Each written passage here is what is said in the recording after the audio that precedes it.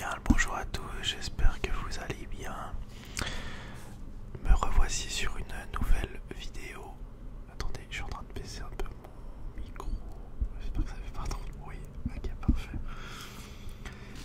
Bienvenue de nouveau dans cette nouvelle vidéo. Alors c'est normal si vous me voyez de nouveau comme ça, habillé comme ça. Oui, il fait un grand jour et tout, c'est normal.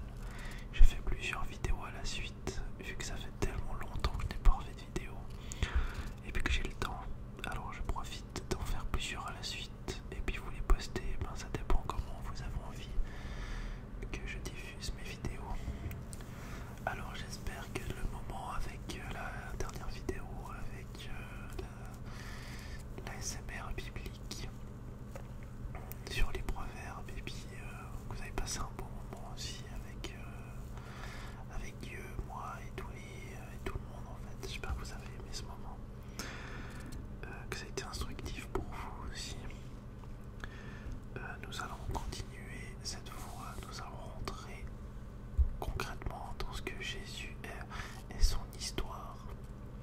Alors avant de commencer l'histoire, il y a une sorte de préquel qui peut être intéressant à voir. Donc je vais le prendre. Je vais vite vous montrer ce que c'est.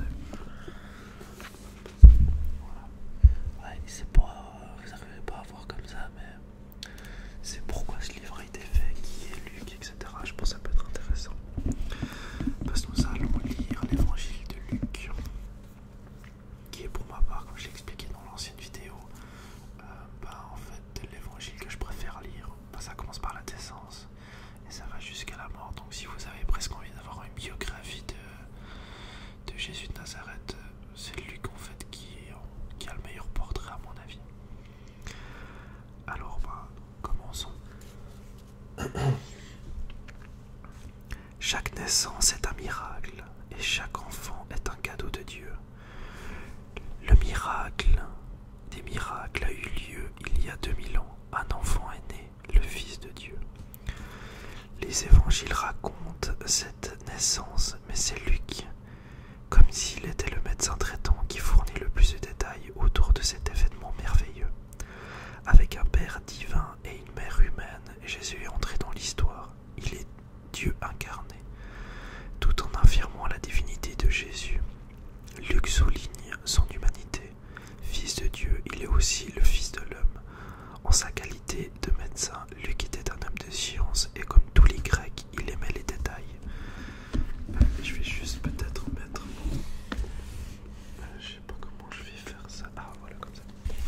Je vais lire un peu de côté parce que sinon j'ai les yeux qui vont aller ici, je pense. Donc voilà. Il aimait les détails. Il n'est donc pas étonnant qu'il mentionne ses recherches minutieuses et rapporte des événements historiques. Il a interrogé les disciples et a eu accès aux écrits de ses prédécesseurs. Ami intime et compagnon du voyage de Paul, il a été le témoin oculaire de la naissance et du développement de l'Église primitive. Son évangile et le livre des Actes sont des documents historiques dignes de confiance. Alors ouais, il a écrit aussi, il y a un livre dans la Bible qui s'appelle Les Actes, c'est juste après les évangiles. Alors ça aussi c'est trop cool à lire. Du coup, je suis vraiment mal placé pour lire, c'est un peu embêtant. Je vais essayer de me faire un petit coussin pour poser. Je sais pas comment je vais faire ça. Désolé, un peu plus de temps. Ah voilà, là c'est cool là, comme ça. Je dois tenir le livre mais ça va un peu mieux.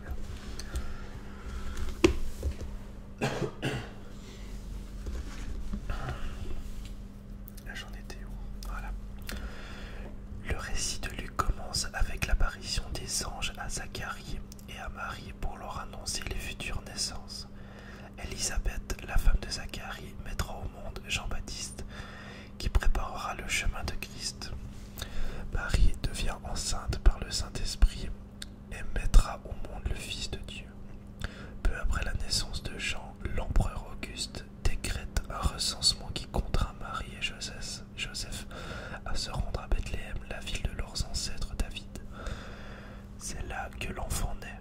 Les anges annoncent l'heureux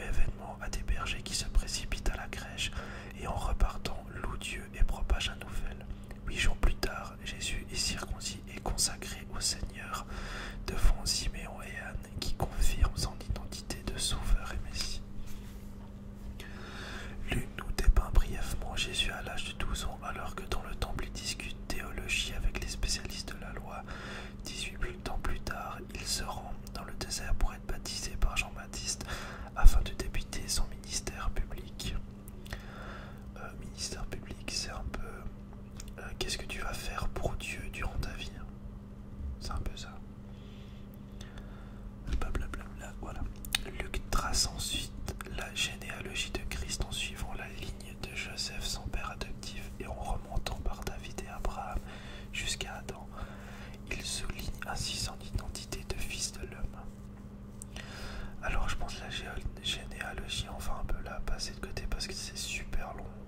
C'est fils de, et fils de, et fils de, etc. Donc c'est pas forcément intéressant.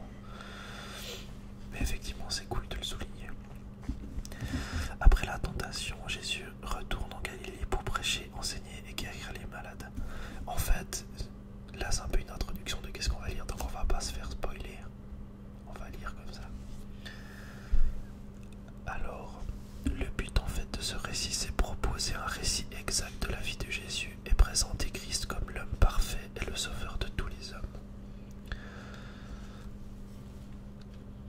Les thèmes principaux, c'est on va parler de Jésus et de le sauveur, l'histoire, les hommes, la compassion et le Saint-Esprit. Voilà de quoi ça va un peu discuter. Alors, commençons. Alors, je vais peut-être pas vous montrer là, mais il y a une sorte de carte géologique de savoir où c'est en fait, où se passe le récit et l'histoire. Donc, on voit Jérusalem, Bethléem, etc. Je pense pas que vous allez bien le voir si je vous le montre, mais je veux bien essayer. Voilà. Petite carte de où c'est que ça va se passer les choses.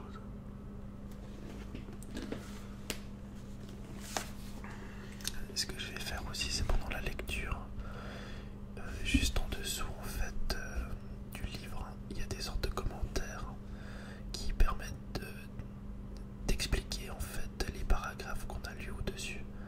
Ce sera peut-être plus simple pour comprendre certaines phrases ou bien certains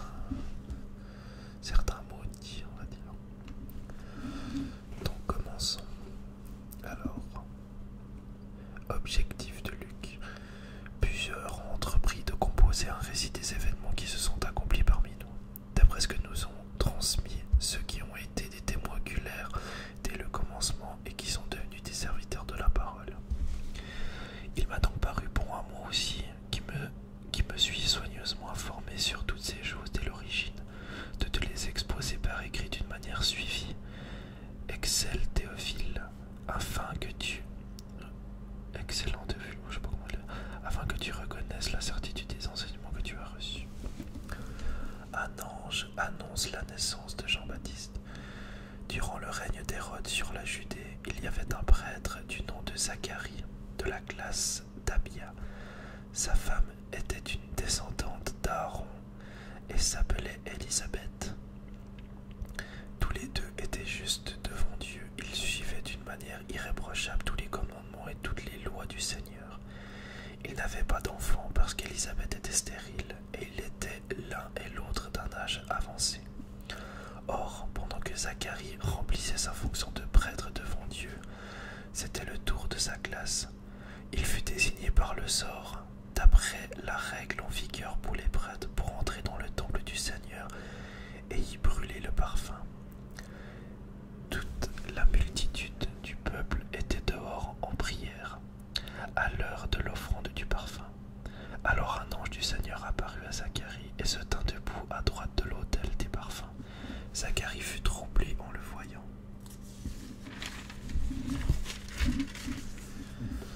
Et la peur s'empara de lui. Mais l'ange lui dit : « N'aie pas peur, Zacharie, car ta prière a été exaucée. Ta femme Élisabeth te donnera un fils et tu l'appelleras Jean.